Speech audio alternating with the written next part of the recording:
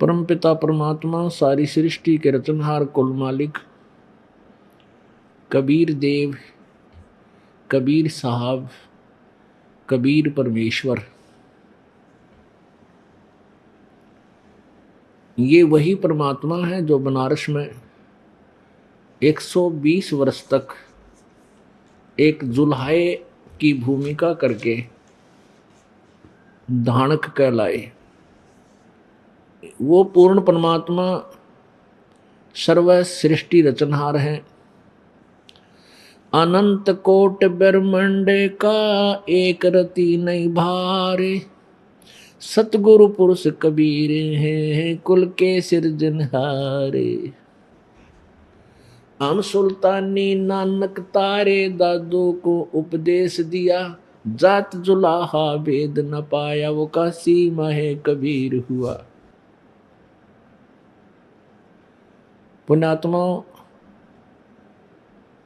हम आप सभी एक बहुत भयंकर षड्यंत्र के तहत इस काल भगवान ने यहां फंसा रखे।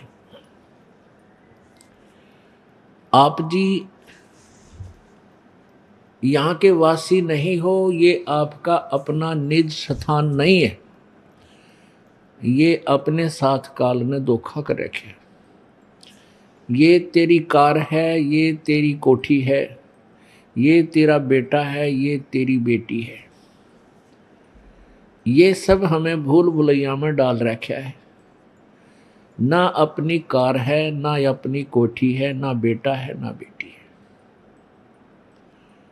ये तो कुछ समय का संयोग एक दूसरे के साथ जुड़ा हुआ है। जितना संस्कार है पूरा होते ही 1 सेकंड तक हम एक दूसरे के नहीं रह सकते। 1 सेकंड के बाद हम कुछ भी नहीं है, शरीर की राख बन जाएगी या मिट्टी में दबा दिए जाएंगे और जीवात्मा अपने संस्कारवश अन्य शरीर धारण कर लेगी। इतना सा जुगाड़ है आपका और अपने नातों का। आप जी प्रतिदिन देखते हो, किसी का बेटा मर जाता है, किसी की बेटी की मृत्यु होती है, किसी का पति मृत्यु को प्राप्त हो जाता है तो किसी की पत्नी, किसी की मां मर जाती है, किसी का पिता मर जाता है। तो ये अपने कैसे हुए? ये अपने को एक बहुत भयंकर षड्यंत्र रचकर एक दूसरे में उलझा रखा है कि ये यहाँ इस कारण से अपना टाइम पास कर ले और मनुष्य शरीर पूरा होते ही फिर ये कहीं बाढ़ में जाओ। इस काल को चिंता है कि मनुष्य जीवन में ये परमात्मा प्राप्ति कर सकता है और वो परमेश्वर स्वयं भी आता है या अपने संत भेजता है और उस मनुष्य जीवन के दौरान ही वो हमें अपने निज ज्ञान के बारे में परमात्मा समझा सकते हैं। इसलिए काल भगवान ने हमारे अंदर ऐसे सिस्टम फिट कर रखे हैं गुप्त रूप से, और फिर उनका कंट्रोलर वो किससे संबंधित कर रखे हैं? तीनों गुणों हमारे संचालक बना रखे हैं। रजगुण ब्रह्मा जी, सतगुण विष्णु जी और तमगुण शिव जी। इन तीनों पुत्रों के द्वारा, ये काल के पुत्र हैं, ब्रह्म के पुत्र हैं, दुर्गा इनकी माता जी है। इनके अंदर ऐसे ये गुण बना रखे हैं कि इनसे हम प्रभावित होते ऑटोमेटिकली। जैसे रसोई में छौंक लगाते हैं और मिर्ची डाल रखी हो छौंक में, तो मूल वस्तु तो रसोई के अंदर है, वो छौंक वहाँ लग रहा है, सब्जी में मिर्च वहाँ पर है, और उसका निराकार जो प्रभाव है उसने दूसरे कमरों में बैठे, दूसरे कक्षों में बैठे परिवार के सदस्यों को छींकम छींक कर दिया, उनको छींकें आने लगी। तो उस मिर्च का जो गुण है उसने आकर के इतना प्रभावित कर दिया कि जीव के बस की बात नहीं, अपने आप छींक आवेंगी ही आवेंगी, रोकी नहीं जा सकती। अब फॉर एग्जाम्पल इसको समझ लेना। इसी प्रकार ब्रह्मा जी में रजगुण, विष्णु जी में सतगुणों और शिव जी में तमगुण भर रखे हैं। तो इनकी वहाँ ये रहते अपनी राजधानियों में हैं। ऊपर ब्रह्मा जी का लोक, विष्णु जी का लोक और शिव जी के लोक अलग हैं। राजधानी है इनका, बहुत बड़ा स्थान है। वहाँ सारे रेस्टोरेंट यानी वहाँ खूब स्वर्ग है, सारे नाचने गाने, खूब बढ़िया व्यवस्था है। जैसे यहाँ के मंत्रियों की कोठी न्यारी कार अलग से, उनका खाने पीने की पूरी व्यवस्था सरकार अलग से करती है। तो ऐसे ये 3 मंत्री हैं, इनके ऊपर अपनी राजधानियां हैं। वहां से इनका गुण यहाँ प्रभावित करा हमारे को तीनों लोकों के अंदर, ऊपर स्वर्ग में, पृथ्वी लोक पे और पाताल लोक में। इन तीनों लोकों में प्रभावित करता है। यहाँ जीव के बस की बात नहीं। जैसे छींक को नहीं रोक सकते, ऐसे ही रजोगुण के प्रभाव से ये प्राणी संतान उत्पत्ति करते हैं। ये बस की बात नहीं, कितनी बात बना लो कोई। ऐसे ही एक दूसरे में ममता हो जाना, ये सतोगुण का दबाव है, ये जीव के बस का नहीं। ये मोह एक दूसरे में। एक समय ये दास पहले छुड़ाने जाते थे अपने गुरुजी के साथ, तो वहां कुछ लाल लत्ते पहनकर, लाल कपड़े पहनकर साधु बने हुए थे, घर त्याग रखा था, बूढ़े बूढ़े आदमी थे। और वो बैठे आपस में चर्चा कर रहे थे। एक कह रहा था कि मैं घर त्याग चुका हूं, मैं कभी घर नहीं जाता। दूसरा कहता है क्यों झूठ बोलता है, मैंने देखा तू घर जाता है। वो चुप हो गया। तीसरा कहता है भाई कुछ भी कहे, बच्चे तो याद आते ही हैं। चौथा कहता है कि भाई एक बात तो हो जा, यदि घर वाले बच्चे हमारी पिटाई कर देना, फिर हमारा जाना छूट जावे घर में, फिर ममता ना रहे उनमें। उन्हीं में से एक कहने लगा मेरे साथ वो काम भी हो लिया, अर्थात मेरी पिटाई भी हो ली, ममता फिर भी ना हटती उनमें, बड़का नमा गड़ भी लिया। तो पुण्यात्माओं यहाँ अब देख रहे आजकल ये कितना जुल्म हो गया। बच्चे माँ ने कूटे और बाबू ने कूटे, पिताजी ने गड़े, ऐसा जुल्म हो गया। हे भगवान, क्योंकि हम भगवान के भी दान से परिचित नहीं रहे। माता जी को के ऊपर हाथ उठा देना, हाथ कट जाए जैसे सुथरा समय होता है। माँ की ममता को, माँ के प्यार को और माँ के दुलार को एक बार विचार करके देख ले, इंसान कलजा बैठ जाए। गर्भ के अंदर माँ पालती है उस नालायक को, और फिर जन्म होते ही कितने सीने से लगा कर रखती है, दूध पिलाती है, टट्टी पेट पर कर दे, पेशाब कर दे, कति काली नहीं मानती, कभी नाराज नहीं होती, खुश होती है। और सर्दी के मौसम में बेटा या बेटी छोटी सी होती है, माँ के पास सो रही होती है और पेशाब कर देती हैं, टट्टी कर देती हैं। वो क्या करती है, बच्चे को सूखे में रखती है, अपने आप पेशाब में गिल्ले में लेट जाती है और फिर उसको बड़ा करती है, पाल पोस कर शादी करती है, सोचती है मेरी बुढ़ापे में सेवा होगी। अरे ये कलयुगी बेटे बुढ़ापे में गड़न लाग जाए उस्मान है, तो क्या ये संसार सुखी हो सकेगा?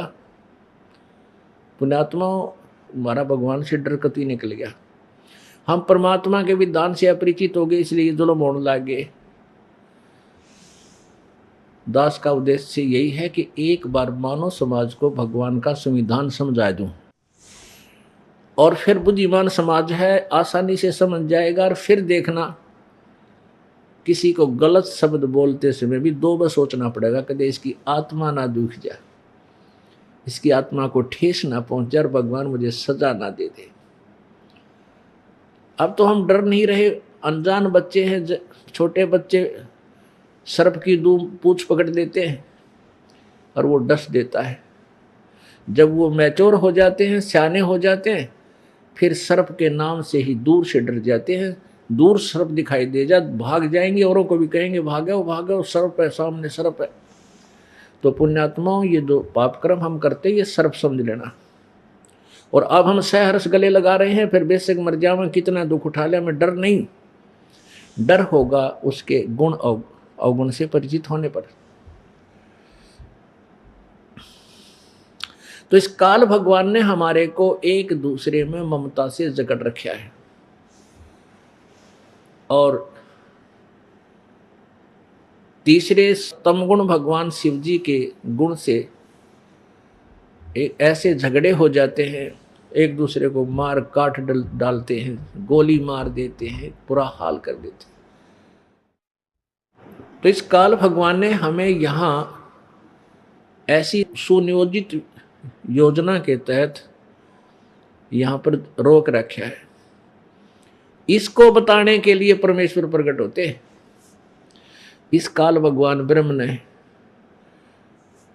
पूरे विश्व में परमात्मा के विषय में ABC भी नहीं बता रखी, ABC क ख भी नहीं बता रखा अभी तक। भगवान कैसा होता है, क्या करता है, उसकी कैसी साधना है जिससे हमें सुख मिला है। पुण्यात्माओं, ये मजहब धर्म क्यों बने? ये धर्म ऐसे बने कि जैसे पहले कोई धर्म बना, धर्म बनता है धार्मिकता के आधार पर, यानी कोई पुण्यात्मा आते हैं, कोई महान आत्मा आते हैं और वो परमात्मा की शक्ति से कुछ ओत प्रोत होते हैं और वो भगवान से डरने वाले होते हैं। कुछ व्यक्तियों को वो ज्ञान देते हैं, भाई ये पाप ना करो, ऐसा मत करो, तुम्हें सुख होगा। अब पुण्यात्माओं, ये काल भगवान भी अपने नुमाइंदे भेजता है, अपने प्रतिनिधि भेजता है और वो इस पूरे समाज को एक अलग से दिशा दे देते हैं। वो जो आता है व्यक्ति, वो कुछ शक्ति युक्त होता है, उसकी शब्द में शक्ति होती है, जिस कारण से कुछ जन समूह उसकी बातों पर विश्वास करके उसके साथ लग जाता है। उसके वचन से कुछ एक व्यक्तियों को लाभ हो जाता है। वो अपनी पॉकेट से, अपनी जेब से, अपनी कमाई से उनको सुख दे देता है। तो फिर कुछ जनसमूह उस व्यक्ति का अनुयायी बन जाता है, उसको फिर अलग से कुछ नाम दे देता है, अन्य समाज। अब जैसे हिंदू समाज बना, ये आदि शंकराचार्य जी जो थे, ये भगवान शिव के द्वारा भेजा गया एक गण था और उसने यहाँ जन्म लिया एक माता से, और 8 वर्ष की आयु में उपदेश ले लिया और 32 वर्ष की आयु में उसकी मृत्यु भी हो ली। और इस दौरान 24 वर्ष की के अपने प्रचार प्रसार में बहुत घने जन समूह को एक अलग से समाज बना दिया, क्योंकि उनकी वचन में शक्ति थी। कुछ एक को लाभ हुआ बहुत, उसने नारे नारे कई ग्रंथ भी लिख दिए, कई सैकड़ों की संख्या में, और वो ग्रंथ सारे वेदों के विपरीत है। तो उससे एक समाज बन गया न्यारा है और इनको हिंदू कहने लगे। इसी प्रकार अब हम धर्म के आधार से तो अलग हुए अन्य से। इसी प्रकार ईसाई धर्म बना, फिर ईसाई धर्म से मुसलमान धर्म बना, क्योंकि ईसा मसीह जी इस काल भगवान यानी विष्णु जी से के भेजे हुए थे, विष्णु जी के अवतार थे वो, और उनमें कुछ शब्द शक्ति थी अपने पुण्य कर्म के कारण। काफी लोग उनके अनुयायी हुए, उनके वचनों से प्रभावित हुए, लेकिन उस अन्य समाज ने अन्य जो गुरुजी थे वो भ्रमित कर रहे थे समाज को, उन्होंने द्वेष हो गया ईसा मसीह जी तक, और ईसा मसीह जी के विषय में ऊट पटांग बातें बनाकर पूरे समाज को विरोधी बनाकर उनको क्रश करवा दिया।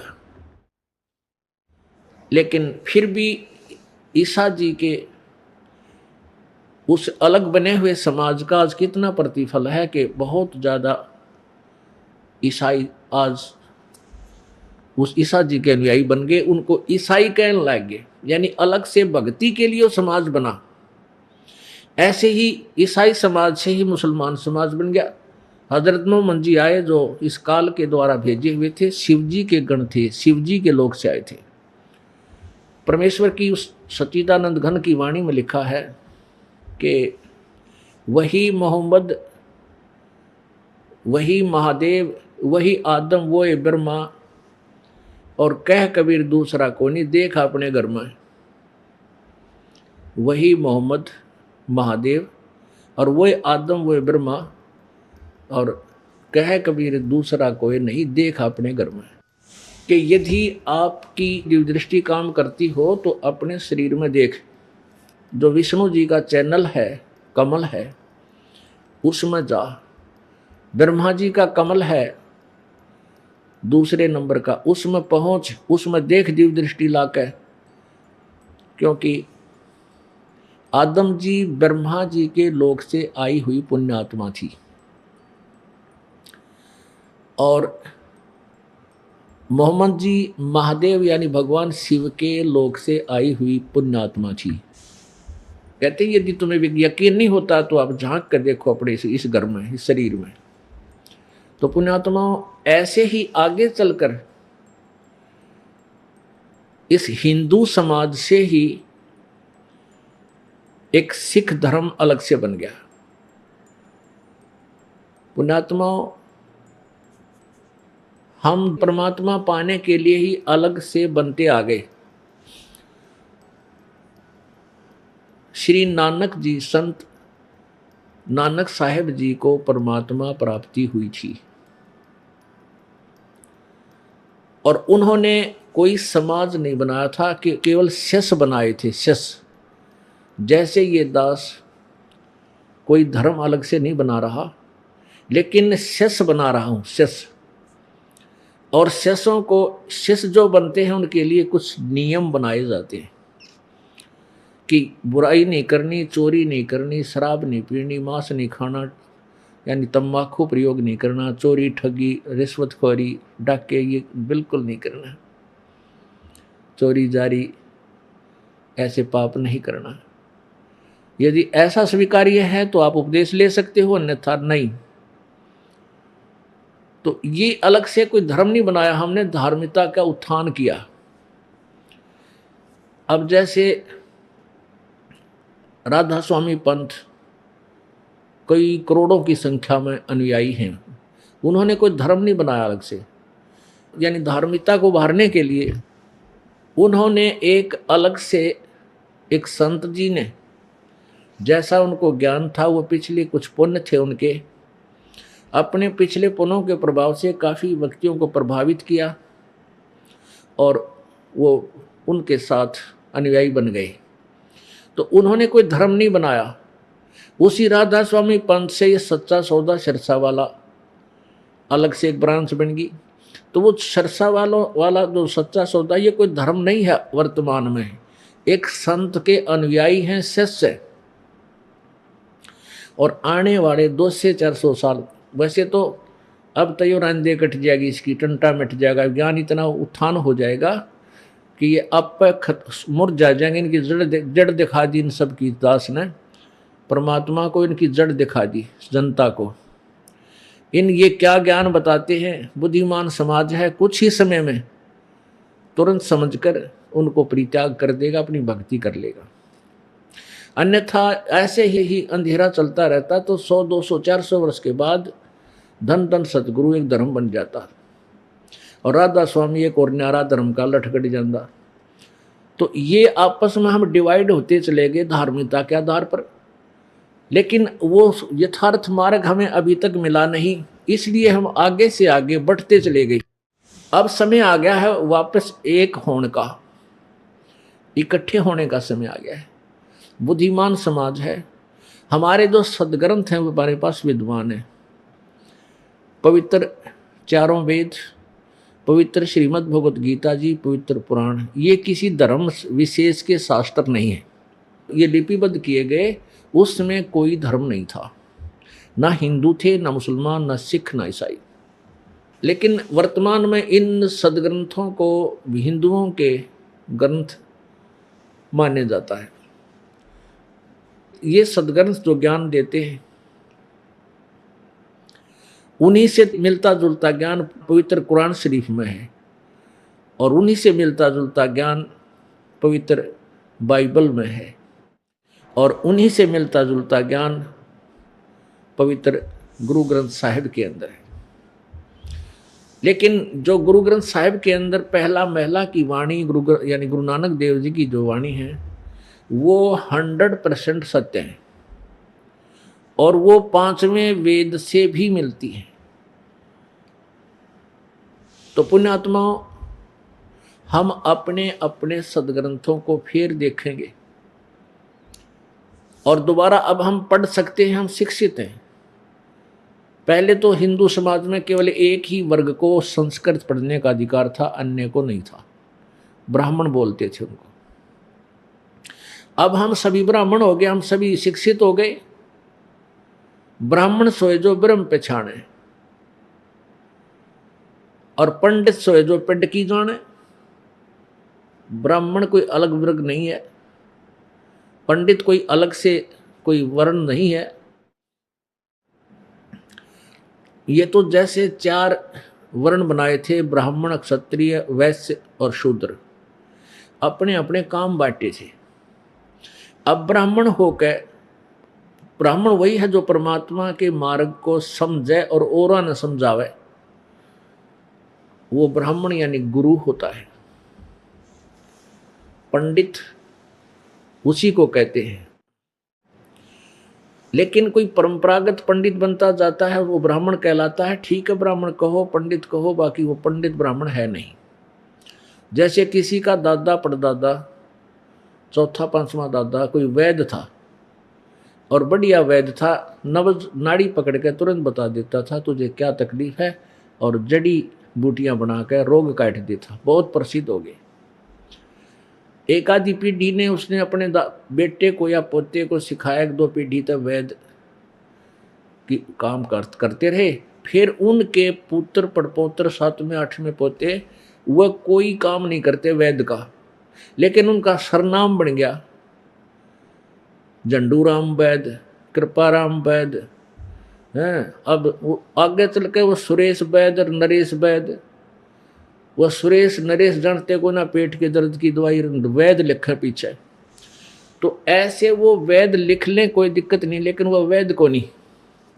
ऐसे ही जो पंडित थे, ब्राह्मण थे, ऋषि, जो सतयुग में 4 वर्ण बनाए थे मनु जी ने।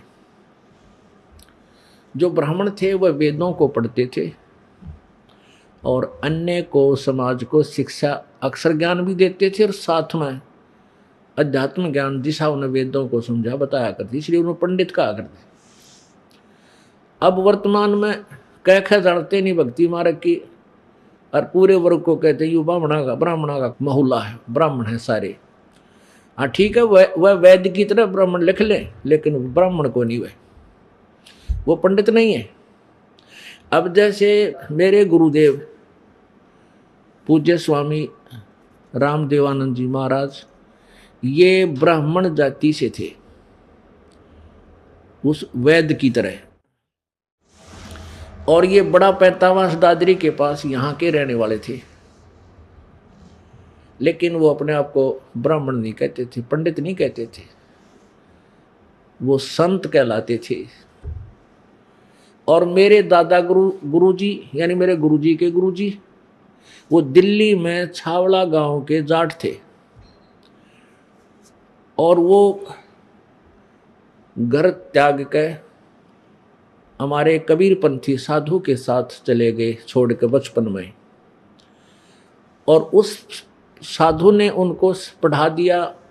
वो काशी विद्यापीठ से इतने इंटेलिजेंट बन गए और वहाँ 4 विषय के आचार्य बन गए, 4 विषय। तो वो उनको पंडित चिदानंद नाम से जाना जाता है, पंडित।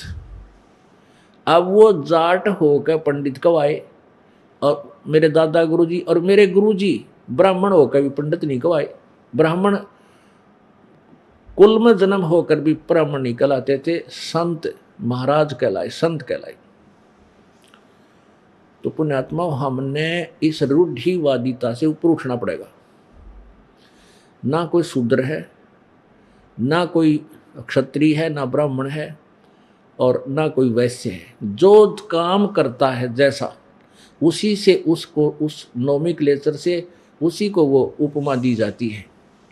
जैसे एक मदीना गांव का जाट और चनाई का काम करा करता, जब ये दास वहाँ नहर महकमे में जेई की सर्विस करता था, तो उसने मिस्त्री कहा करते, उसने चौधरी साहब नहीं कहा करते, वो मिस्त्री नाम तो पक गया और गांव में भी नो कहने लगे वो मिस्त्रियाँ कहता, यानी फिर वो आगे वो मिस्त्री पक गया, उनका घर उस मिस्त्री नाम से जाने जाना लगे। एक ब्राह्मण ने दिल्ली में नाई की दुकान खोल ली, गरीब था ना काम चला, और वहाँ बढ़िया मौज होगी, उसकी 3-4 नौकर रखे, तो उसने सारे नाई कहने लगे। तो पुण्यात्माओं ये ऐसे ही हुआ है। अब जैसे कोई पहले समय में जूतियों का काम करने लगे, जूते बनाने का, चाम का काम करने लगे, तो चर्मकार कहने लगे, उनको चमार कहने लगे।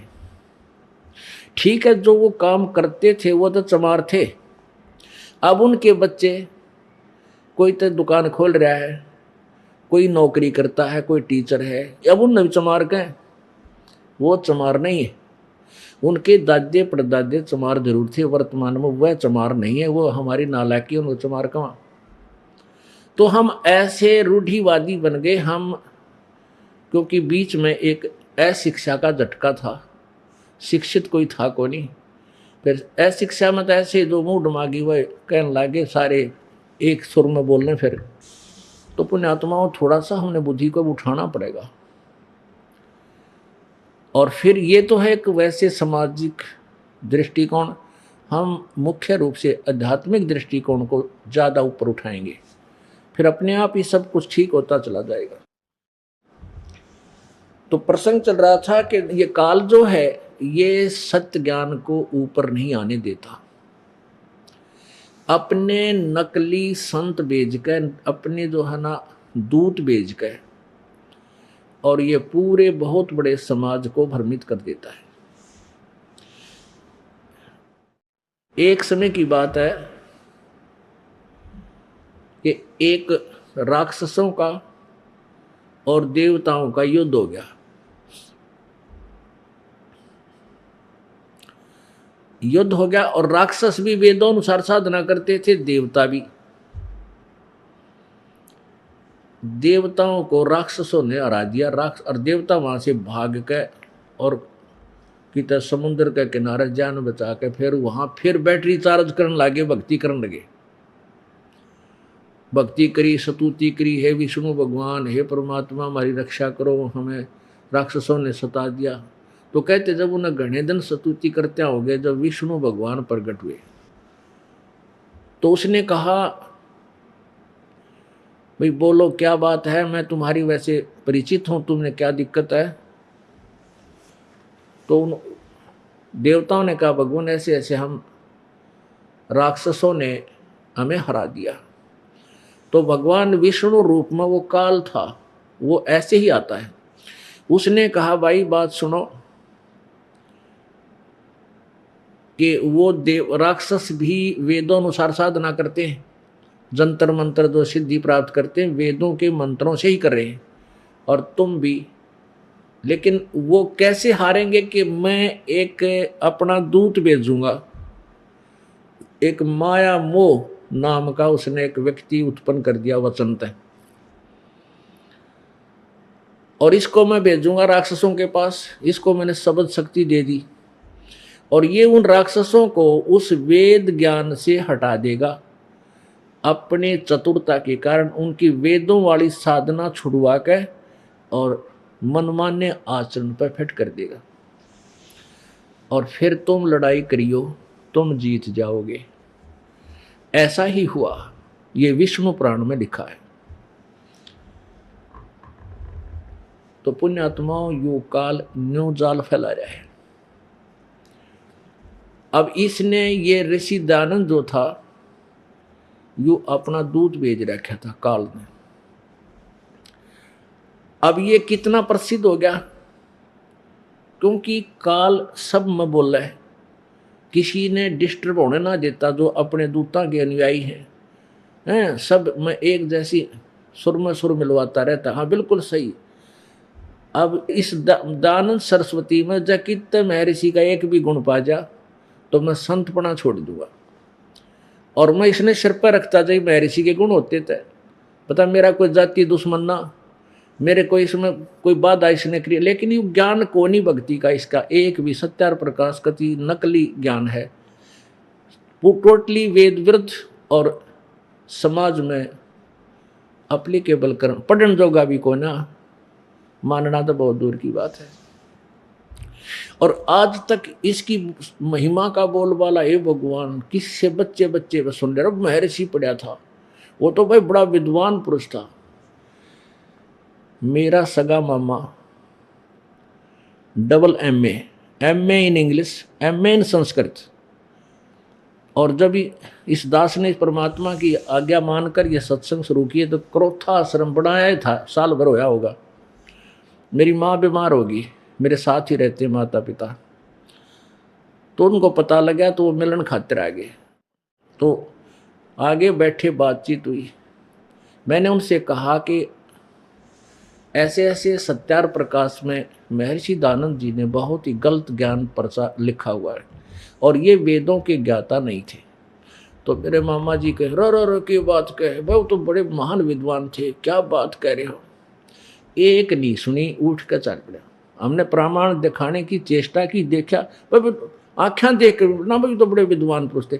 यानी उसकी स्तुति इतनी बोल रही है महर्षि दानंद की कि संस्कृत का एमए व्यक्ति भी उनके द्वारा किए गए अनुवाद से वो कति बैठा रहा है। नो ना भी बढ़िया, इसके सब अनुवाद कोई कर नहीं सकता, ये तो समाधि लाला के वेदों के मंत्रों के अर्थ ढूंढा करता है। तो अपनी विद्वता फेल कर देते हैं उनके अनुवाद का आगे। अब और जनसाधारण की तो मैं कहूँ कि क्यों मानने का जो एक एमए संस्कृत का व्यक्ति और उसके गलत अनुवाद को ठीक मान रहा है, क्योंकि उसकी सुनी सुनाई में बात है, वो इतना फ्यूज हो गया। और ऐसे इस कागजी शेर के लिए मन ने सिर फुटवाना पड़ गया। इस दास की ड्यूटी लाजी परमात्मा ने, अरियुत कति थोथला करके धर दिया। इसकी तो धोती सी धोती दानंद की है, इसका नाम लेने से भी नफरत कराया करेंगे लोग, आगे आने वाले स्वयं देख लेना। मेरा उद्देश्य यही है कि जो ये नकली अंडी पाक रहे हैं ना, ऋषि महर्षि गुरु, इन सब की पालिश तार दूं ज्ञान से, फिर ये जनता समझ जाएगी ओरिजिनल और डुप्लीकेट को। फिर कौन डुप्लीकेट नचा होगा, ऐसा बावड़ा कोई को नहीं। तो वो समय आ लिया, तकरीबन सबकी पालिश उतर चुकी है, पर देखने वाले जो अभी बोले हैं वो देखना भी नहीं चाहते अपने गुरुजी के बारे में। हमारे गुरुजी के बारे में यो रामपाल कुछ बात कह रहे हैं, कि निंदा करे, वो तो निंदा। रामपाल इतना बावड़ा नहीं है कि अपने सिर पर बार धरे, इसे घाटे के सौदे ने रामपाल नहीं कर सकता कि किसी की निंदा करके अपने सिर पर बार धरूं, सपने में भी नहीं सोच सकता। हाँ, सच्चाई कहना पुण्य होता है, और वो भी परमेश्वर की ओट में बैठकर कही जा सकती है। परमेश्वर की आड़ में बैठकर ये दास सत्य कह रहा है, और इस सत्य का इतना प्रभाव हुआ है कि लाखों की संख्या में पुण्यात्मा इसको स्वीकार कर चुकी है। तो पुण्यात्मा इस काल ने ऐसे ही जैसे ये श्री शिवदाल जी भेज रखे थे, ये काल का दूत था, और इनको कैख है भी पता नहीं था भक्ति का। पता था इस काल को इतना कि कलयुग में अब ये आ गई थी बिचली पीढ़ी, और इसमें सतलोक की महिमा, अपने निज घर की महिमा का प्रचार होना था। तो उससे पहले काल ने कहा था कि 12 पंथ करूं मैं साजा, नाम तुम्हारा ले करूं आवाजा। 12 पंथ नाम जो ले ही, वो मेरे मुख आन समोही। और अनेक पंथ में चलाऊं, नाम तुम्हारा ले गुण गाऊं। परमात्मा से वार्ता हुई थी काल की, जब जोगजीत रूप में भगवान आए थे। वो अपने परमात्मा को नहीं पहचान सका काल, ब्रह्म उनको अपना बड़ा भाई जोगजीत समझता था। तब जोगजीत ने कहा था कि काल मैं तेरा भांडा फोड़ पर कहूँगा, तूने जो दुनिया को भ्रमित कर रखा है, गलत ज्ञान प्रचार करवा रहा है, तूने परमात्मा का नाम और निशान मिटा दिया परमेश्वर का। तेरी वास्तविकता से मैं जनता को परिचित करवा पाऊंगा और कहूंगा यू काल है भाई, इसकी पूजा मत करो, परमात्मा कोई और है। तब काल ने कहा था कि 3 युगों में जीव कम ले जाना, और चौथा युग जब कलयुग आवे तब तो शरण जीव बहु जावे। ऐसा वचन हर मोह दीजे, तब संसार गवन तुम कीजे। तो जोगजीत रूप में परमात्मा ने इसको ये वरदान दे दिया था, आशीर्वाद दे दिया था कि भाई 3 युगों में जीव थोड़े ले जाऊंगा, और चौथा युग जब कलयुग आवे तब तो शरण जीव बहु जाओ। इसको पता था कि चौथे युग कलयुग में और ये बिजली पीढ़ी जब शिक्षा प्रारंभ होएगी इस संसार में, परमात्मा आवेंगे और अपने ज्ञान का प्रचार करेंगे। उससे पहले इसने नकली पंथ चला दिए, सतलोक की महिमा गाने वाले जो राधा स्वामी पंथ है, यो सब तय 1 नंबर का काल प्रेरित है। और दूसरे नंबर पर ये धन धन सतगुरु, ये भी काल के ही पंथ है। और तीसरा ये निरंकारी पंथ, और चौथा ये अंसा देश वाले। ये सभी ना इनका सिर ज्ञान का ना किते पैर, और आखिर में भगवान को लास्ट में कहते हो निराकार है, प्रकाश ही प्रकाश दिखता है उसका। तो ये काल ने पहले इतना जबरदस्त जो है ना प्रचार करवा दिया, उस नकली दूत भेज गए। अब परमात्मा ने कहा था ठीक है कोई बात नहीं, तू अपनी करना मैं अपनी करूंगा। काल ने कहा था कि कुछ तो ऐसे अलग से पंथ बना दूंगा, और कुछ देवी देव और ये मूर्ति पुजारी, कुछ देवी देवता बना दूंगा, कुछ मूर्ति पुजारी बना दूंगा, यानी कत्ती भट्ठा बैठा दूंगा। इस भक्ति का अलग से कोई ज्ञान देगा उन साधनाओं से, कोई सुनेगा नहीं बल्कि सिर फोड़ देंगे। तो परमात्मा को ये पता था कि जब मैं आऊँगा या अपना कोई दास भेज दूंगा बिचली पीढ़ी में, उस समय क्या होगा कि सभी पंथ अपने अपने ज्ञान का प्रचार डोल के डंके पर कर चुके होंगे, और उनकी द्वारा अनुभव की पुस्तकें पूरे समाज में उनके अनुयायियों में फैल चुकी होगी। तब परमात्मा ने कहा था उस समय मैं अपना दूत भेजूंगा, संदेशवाहक, और वो फिर सदग्रंथों के आधार से उन नकली पंथों के अनुभव की पुस्तकों को और उस ओरिजिनल नोट से तुलनात्मक तरीके से तोल कर दिखा देगा कि ये डुप्लीकेट, इनका अनुभव गलत है, हमारे सदग्रंथ ये बताते हैं। तो वो सभी पुण्यात्मा उस सच्चाई को समझकर और परमात्मा की चरणों में आ जाएंगे, अपना कल्याण करवाएंगे। वो समय अब आ चुका है। अब उस तत्व ज्ञान रूपी सूर्य का अब उदय हो चुका है। जब सूर्य उदय होता है प्रकाश थोड़ा सा कम होता है, धुंधला होता है, और जब ये शिखर में आएगा फिर सब अंधेरा मिट जाएगा। अंदर कमरा में भी रोशनी बन जाती है, जहाँ अंधेरा वैसे होता है, कक्षों में भी चांदना बन जाता है। तो पुण्यात्माओं, अब ये तत्व ज्ञान रूपी सूर्य पूरे विश्व को रोशनी देगा, और पूरा विश्व में भाईचारा, प्रेम, भगवान से डर, ये हाहाकार तो माया की दौड़ जिसे अंधा होकर इंसान कुछ भी आगा पीछा नहीं देखता, कोई किसी की आत्मा दुखाते हुए भी नहीं डरता, मांस खाते हैं, बुरा हाल हो रहा है, ये सब समाप्त होगा। परमात्मा के पास सारे तरीके होते हैं। प्रथम तो परमेश्वर की चेष्टा होगी कि सभी मानव समाज इस ज्ञान को समझ लेगा, और जो नहीं मानेंगे वो कुछ एक व्यक्ति होंगे।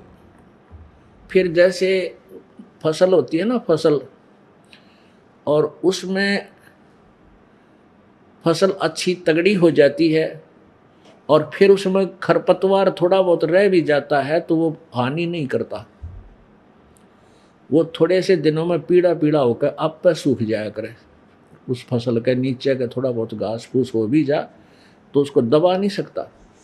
तो ऐसे अब वो समय आएगा, बहुत ही शीघ्र संभावना है परमात्मा के आदेश अनुसार।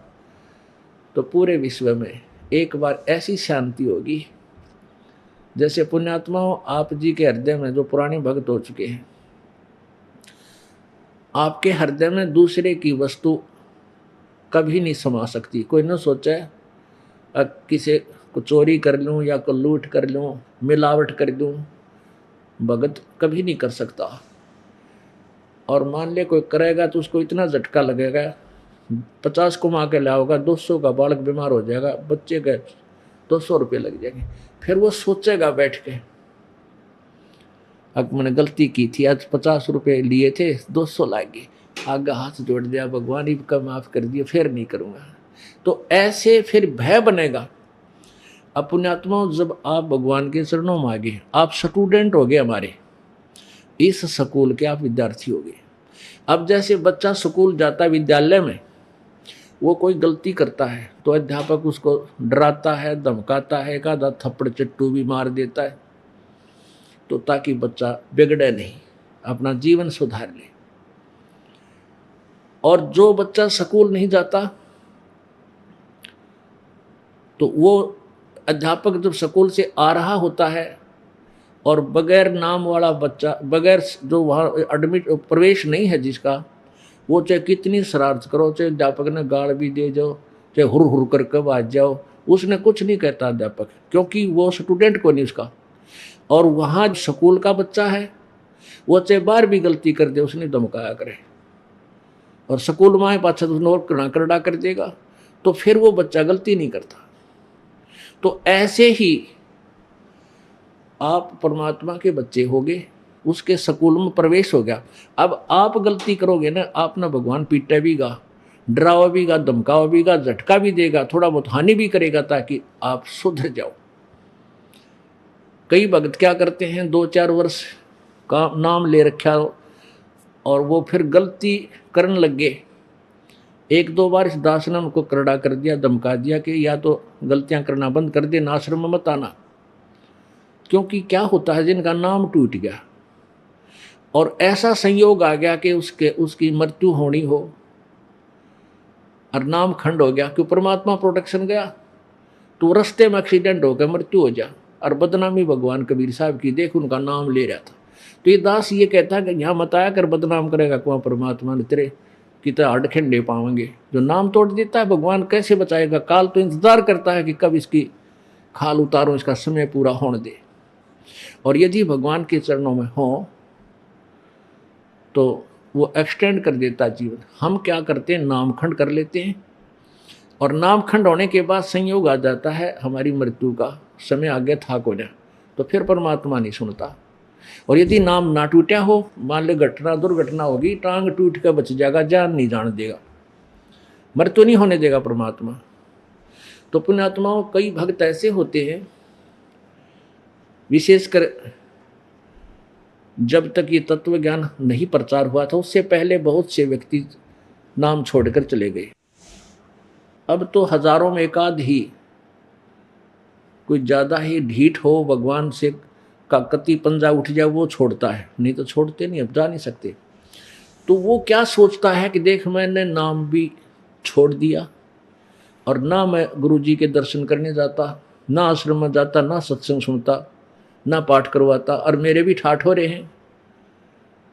अब का क्या कारण है कि उसका नाम कट गया विद्यालय से, और जो बच्चा शरारत करता है और टीचर उसका नाम काट देता है, उसका वहाँ से ख़त्म कर देता है स्टूडेंटशिप, फिर वो बच्चा चाहे कितना गधे पर बैठ कर घूमता रहे, वो टीचर नहीं कहेगा बेटा क्यों घूम रहा है, चाहे कितना धक्के खा, क्योंकि वो उसका स्कूल का स्टूडेंट रहा को रहा।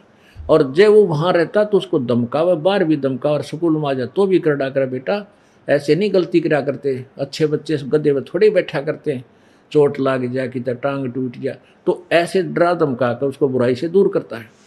तो इस प्रकार जो पुण्यात्मा परमात्मा के इस विद्यालय से कनेक्शन से जुड़े रहेंगे, प्रवेश उनका नाम कट्टे नहीं गा, उनको परमात्मा झटके दे कर, धमका कर, डरा कर, थोड़ा बहुत हानि करके, और फिर प्रेरणा देगा, देख आपने ऐसी की थी गलती, इसलिए तुझे अंदर से बता देगा। तो ऐसे डर बनाकर भगवान थे, और डर होगा ज्ञान से, सच्चाई से। कहते हैं जो मेरी भक्ति करे कपटता है, यानी आन लग गया देखम देखा, उसको भी अपनाऊं। एक बार तो उसको भी मैं स्वीकार करता हूँ कि शुरू में तो कोई आवा है मेरा कैंसर हो रही है, कोई कहे है मेरा दर्द कहीं ठीक नहीं होता, कोई कहे मेरा उपरा हो गया, कोई कहता हमारा बरकत कोई ना। तो हम कहते हैं बेटा नाम लो बेटी, सब ठीक होगा, और सत्य है ये। तो कुछ दिन तो वह न्यू देखांगे हमारा न्यू हो जा है, हमारा काटड़ू ना जिंदे शायद इनका जीण लाग जा, यानी इस तरह की डिमांड लेकर आते हैं।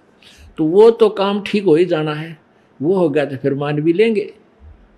कहते हैं जो कोई भक्ति करे कपटते उसको भी अपनाऊं, और श्याम दाम दंड भेद सेती, फिर सीधे मार्ग लाऊं, और नकल से फिर वह असल बने। अब लगा था नकली ढंगते, और उसको वो सच्चा समाधान मिल गया डरा धमका के, श्याम दाम दंड भेद। जैसे श्याम माने प्रेम तय, और दाम लालच दे के लाभ दे दे परमात्मा, ऐसा लाभ दे दे आप सोच भी ना सकते। आप सतब्ध रह जाते हो को तरीका इतना फायदा कर दिया भगवान ने। तो फिर यहाँ अट्रैक्शन बनेगा, श्याम दाम दंड। आप गलती कर देते हो तीसरा झटका देगा, हे भगवान आज तो बहुत टोटा हो गया। फिर विचार लाओगा कि देख बेटा देख बेटी तने ऐसी गलती की, तो फिर आगे सोचेगा आगे नहीं करूँगा ऐसी गलती। वो दंड हो गया धमका डरा के। और भेद, भेद ये जैसे ये नकली ज्ञान यो असली ज्ञान, ये असली ये परमात्मा पूर्ण है ये अपूर्ण है, यो भेद दे के कहते हैं ना फिर सीधा मार्ग लाऊं। और नकलते लगे थे तो वह असली बन जाएंगे, फिर वो नकली से लागे थे और असली बन जाएंगे। तो पुण्यात्मा परमात्मा आकर के हमें क्या बताते हैं, भाई और बात तेरे काम न आवे तू संतों शरण लाग रे, के सोवे गफलत में बंदे जाग जाग नर जाग रे, जाग जाग नर जाग रे। और बात तेरे काम न आवे तू संतों शरण लाग रे, के सोवे गफलत में बंदे जाग जाग नर जाग रे, जाग जाग नर जाग रे। भाई ऊठ सुबेरे भरा तमाखू, के जाग्या नर भाग रे। ऊठ सुबेरे उक्का भर लिया, के जाग्या नर भाग रे। सुक्रम करया ना कोई करी बंदगी, ये फूटे तेरे बाग रे, फूटे तेरे बाग रे। और बात तेरे काम न आवे संतों शरण लाग रे, के सोवे गफलत में बंदे जाग जाग नर जाग रे, जाग जाग नर जाग रे। भाई तन सराय में जीव मुसाफिर, यो करता रहे दिमाग रे। तन सराय में जीव मुसाफिर, करता रहे दिमाग रे।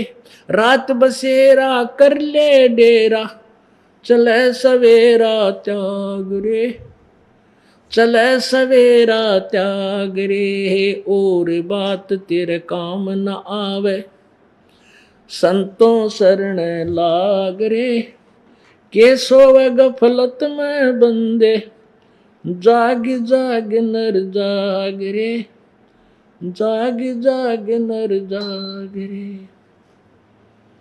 उमदा चोला बना अनमोला, ये लगे दाग पे दाग रे। उमदा चोला बना अनमोला, लगे दाग पे दाग रे।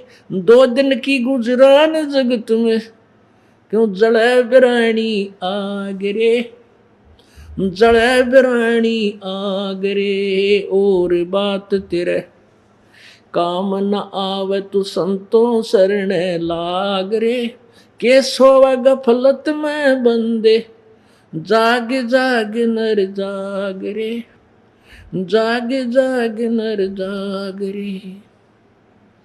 भाई कुबद कांचड़ी चढ़री चित पे तू होया मनुष्य नाग रे। कुबद का चढ़ी चढ़ी चित पे, तू होया मनुष्य नागरे। सूझे नहीं सजन सुख सागर, बिना प्रेम बैराग रे, बिना प्रेम बैराग रे। और बात तेरे काम न आवे, संतों शरण लाग रे। के सोवे गफलत में बंदे, जाग जाग नर जाग रे, जाग जाग नर जाग रे। भाई हर सुमरे सो हंस कवावे, ये कमी क्रोधी कागरे।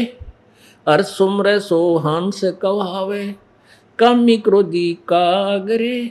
भौरा न भर में विष के बन में, चल बेगमपुर बागरे, चल बेगमपुर बागरे। और बात तेरे काम न आवे, तू संतों शरण लाग रे। के सोवे गफलत में बंदे, जाग जाग नर जाग रे, जाग जाग नर जाग रे। भाई शब्द सैन सतगुरु की पिछाणी, पाया अटल सुहाग रे।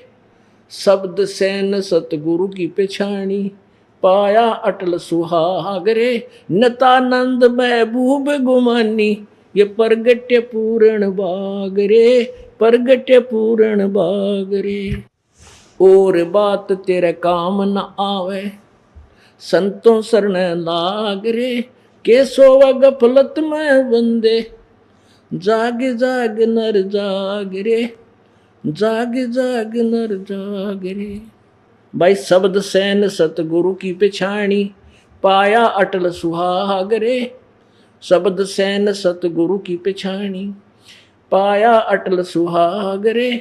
नितानंद महबूब गुमानी, ये परगट्य पूर्ण बाग रे, परगट्य पूर्ण बाग रे। और बात तेरे काम न आवे, संतों शरण लाग रे। के सोवे गफलत में बंदे, जाग जाग नर जाग रे, जाग जाग नर जाग रे।